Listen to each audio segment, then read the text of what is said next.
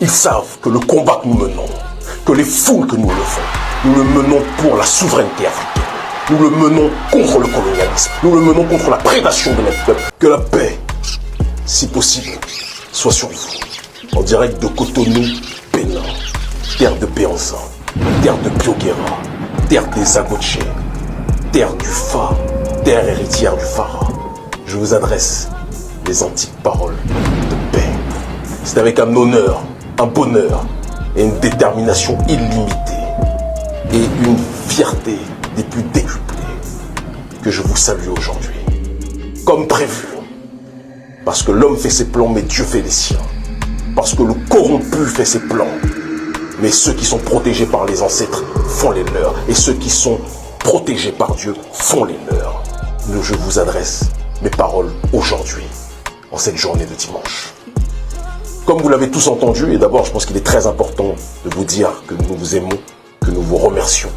Parce qu'au fin fond de la cellule, nous entendions les échos des policiers qui disaient qu'Internet était en train d'exploser. Depuis la seconde où ils ont fait l'erreur de nous arrêter. Comme vous le savez donc, la mafia de la France-Afrique a essayé de me capturer avec deux de mes collaborateurs, du moins avec le frère Eric, mon plus proche collaborateur, et un petit frère Seth qui à la base n'est même pas dans l'organisation, qui est un petit frère simplement qui était venu accueillir le frère Eric, d'accord. On a été cueillis, comme au temps de l'esclavage, quand certains venaient pour le compte du maître voler leurs frères, capturer leurs frères pour les emmener et les livrer au maître. C'est ce que le gouvernement béninois a encore fait en répétant les vieux réflexes du serviteur, du traître docile vis-à-vis de l'impérialisme occidental et plus particulièrement de l'impérialisme français. J'étais à l'aéroport en train de faire des photos, des selfies avec les différents passagers, les différentes personnes qui voyageaient, qui nous reconnaissaient comme à chaque fois que nous sommes à l'aéroport ou dans les différents endroits où nous sommes, d'accord. Certains policiers et militaires, pareil, qui nous saluaient. Quand le chef de police, retenez bien s'il vous plaît, de l'aéroport de Cotonou, nous dit « Kémy, comment vous allez?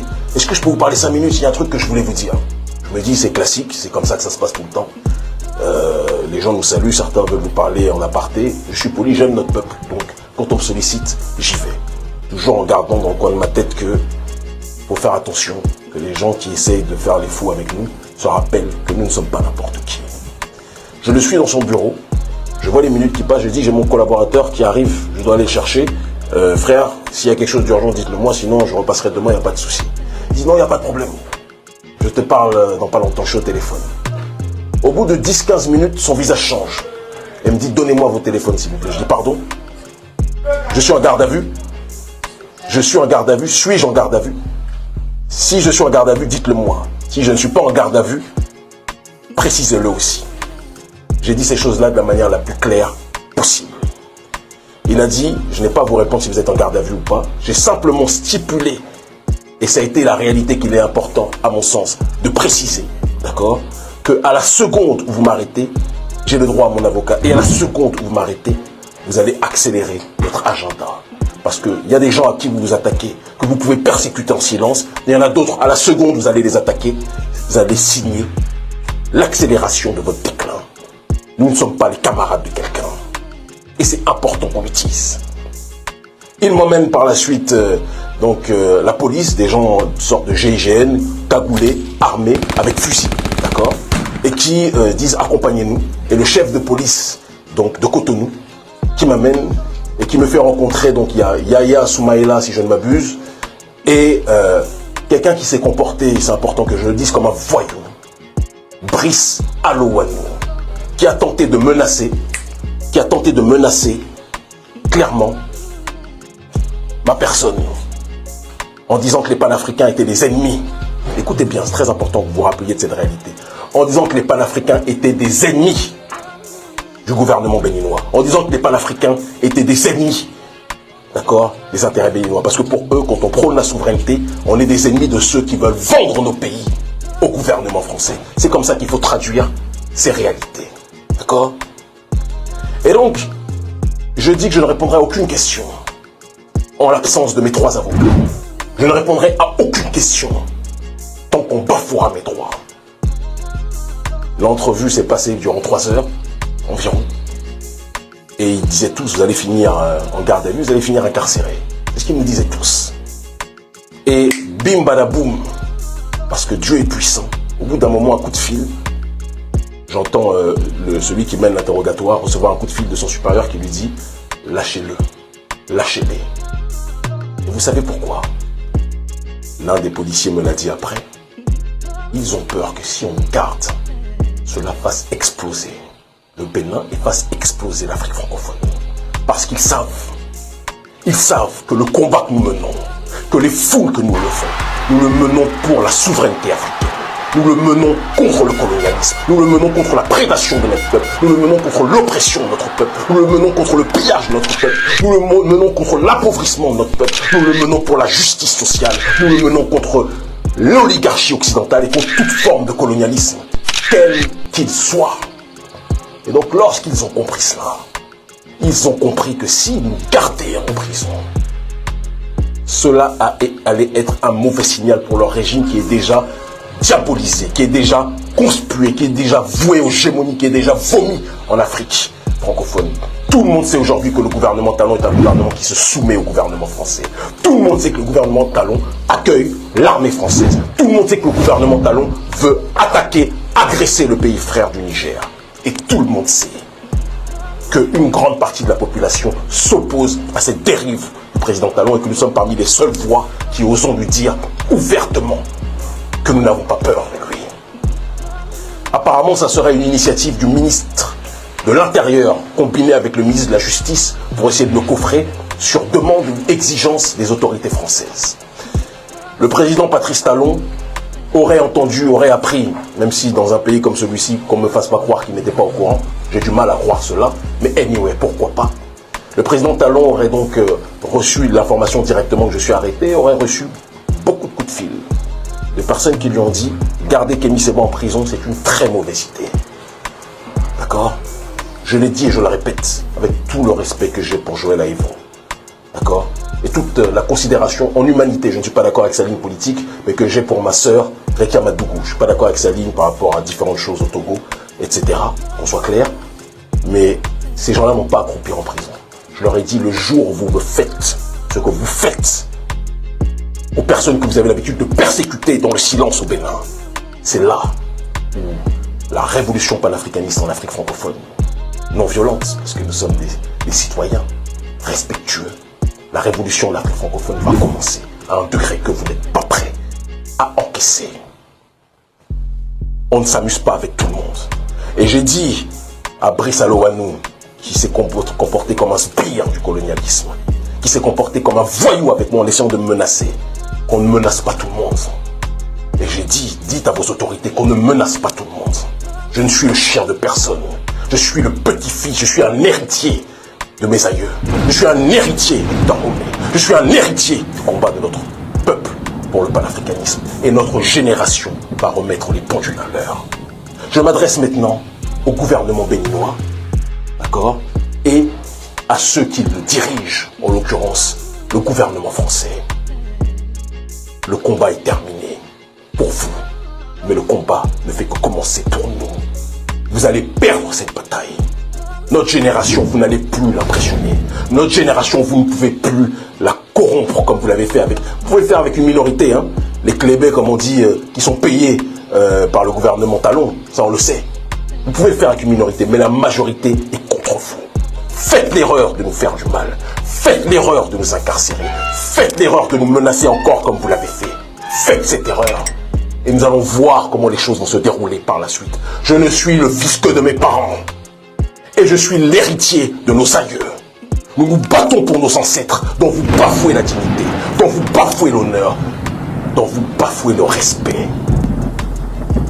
Gouvernement, cher ministre de la Justice ou de l'Injustice, cher ministre de la Police ou de l'Infraction, sachez que notre nouvelle génération ne laissera plus personne prolonger le processus d'oppression.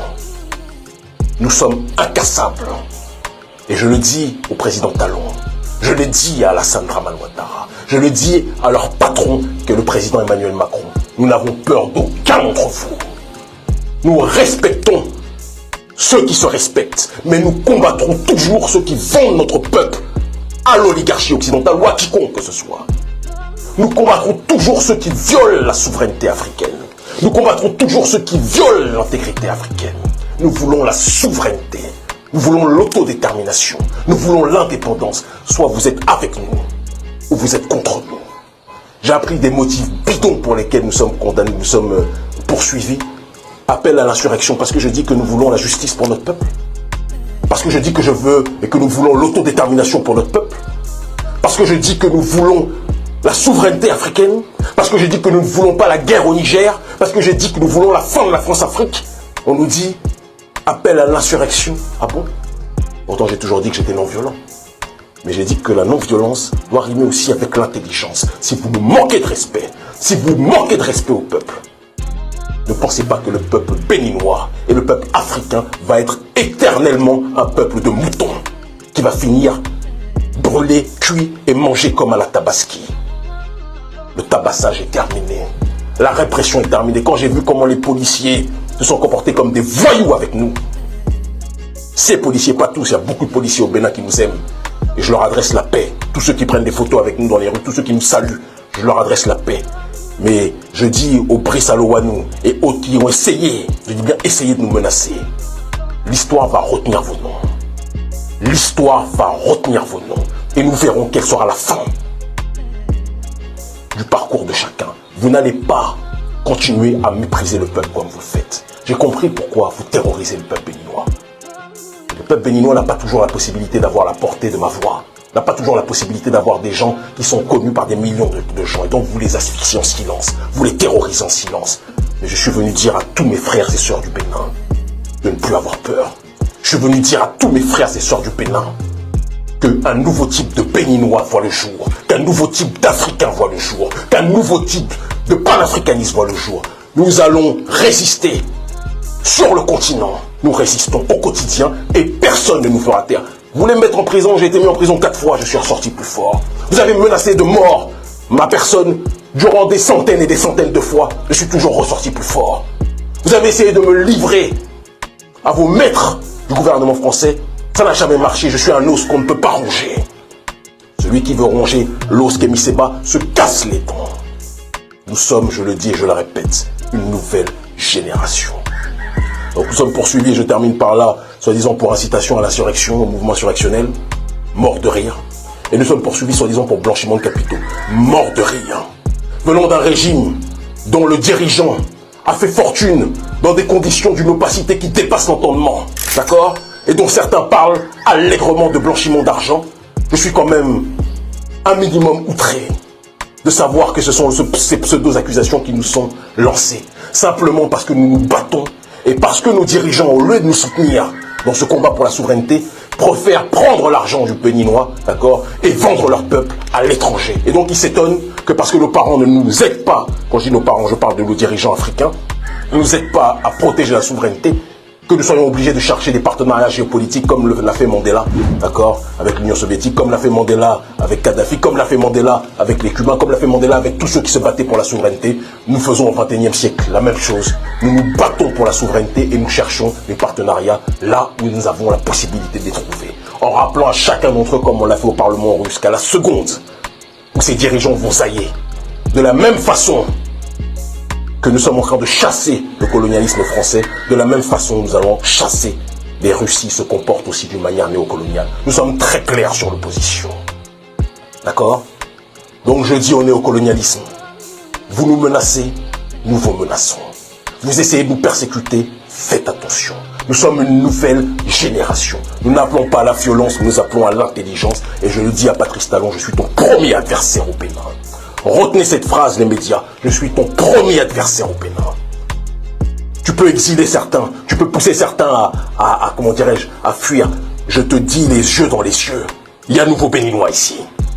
Il y a un nouveau Béninois ici. Et que je sois en prison, que je sois dehors, que je sois entre 4 murs, que je sois incarcéré ou que je sois mort assassiné, la mémoire de Kémy Séba, l'esprit de Kémy Séba va rôder de telle sorte que notre pays puisse retrouver la souveraineté. Vous avez été habitué à des politiciens qui sont dans une démarche de clientélisme. Vous avez été habitué à des politiciens que vous pouvez impressionner. Personne ne va m'impressionner. Sarkozy ne m'a pas impressionné quand il m'a mis en prison. Hollande ne m'a pas impressionné lorsqu'il m'a mis en prison. Tous m'ont persécuté. Les services américains me surveillent, ils ne m'impressionnent pas. Les services israéliens me surveillent, ils ne m'impressionnent pas. Vous pensez sincèrement que c'est vous qui allez me faire peur? Ce qui est avec moi est plus fort que ce qui est avec vous. Et ce qui est au-dessus de moi, en l'occurrence Dieu Tout-Puissant, Maoplo et les ancêtres méritants. Personne ne peut les déstabiliser. Je vous l'ai dit et je vous le répète, je suis un nouveau type de Béninois et un nouveau type d'Africain. Ils commencent tous à comprendre. Rendez-vous le 25 septembre à Niamey, comme prévu, au Niger. Nous allons soutenir l'héroïque peuple du Niger que j'aime en crever. Nous allons le soutenir, nous allons l'accompagner.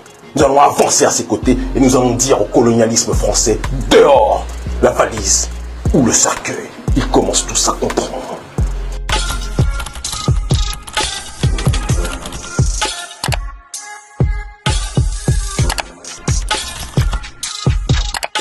Si vous voulez, abonnez-vous à ma chaîne, ça se passe par ici.